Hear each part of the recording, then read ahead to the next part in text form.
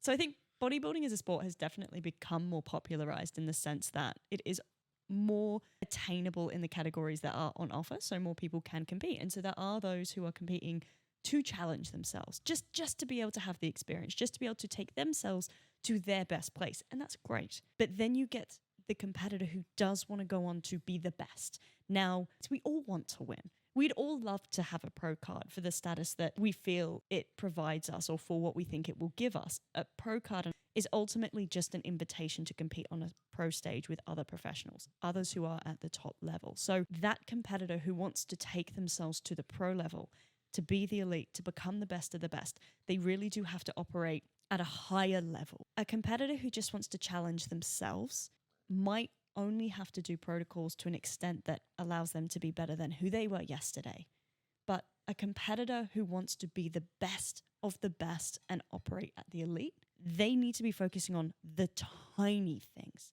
Every competitor, we would hope, would be doing their training, sticking to their macros, calories, or meal plan, doing some kind of posing practice. They're doing the basics. If you want to go to the next level, you got to act at the next level. So this is looking at all of the tiny details like food choices and food quality to ensure that your health is at the best it can be when you are in a deficit, because ultimately when we're in a deficit, our energy intake is lower. The amount of nutrients and minerals we can get in will be lower.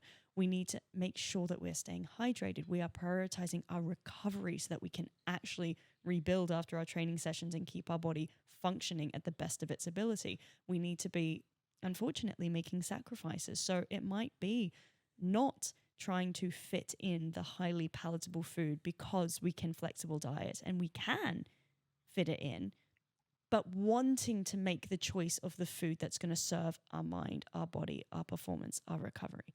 Giving up social occasions to an extent. You don't have to become a hermit. You can still go to parties and you can still socialize and have date nights, but inevitably you're going to reach a point in your prep where you might have to leave those events early. You can't stay up to 2 a.m. like everyone else partying, even if you're not choosing to drink and you're not choosing to eat and you're on energy drinks, because it's going to have a big impact on your health and that's going to carry over into everything else.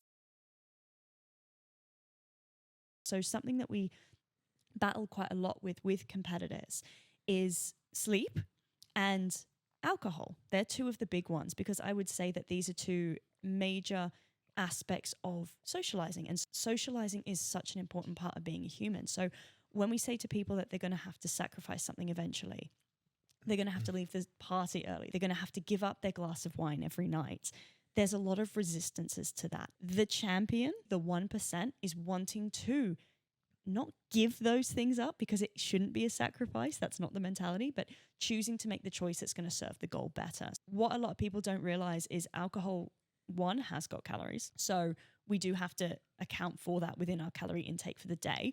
If we are on a very low amount of calories or we are in a deficit, that's taking away from potential nutrients and minerals and actual beneficial food, because alcohol offers us nothing.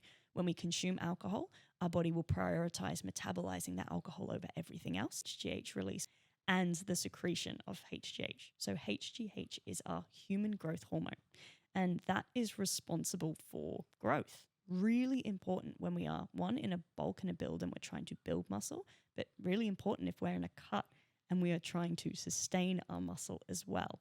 So HGH not only is impacted by alcohol consumption, but also by a lack of sleep. So it's released intermittently throughout the day, but it's released predominantly in the night when we're in our deep sleep. So it's these tiny things. If we're choosing to stay up late instead of going to bed, we're impacting the release of that growth hormone.